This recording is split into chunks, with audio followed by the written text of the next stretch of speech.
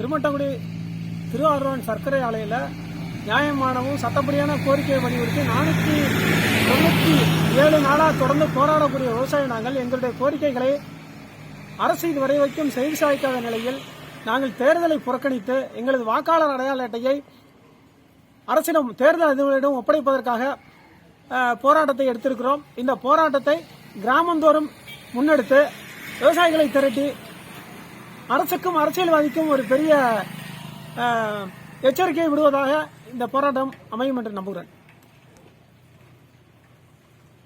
சரி, திருமட்டங்குடி திருவாரூர் சர்க்கரை ஆலையில் எங்களுடைய நியாயமான சட்டப்படியான கோரிக்கைகளை வலியுறுத்தி 497 நாட்களாக போராட்டம் நடத்தி கொண்டிருக்கிறோம்.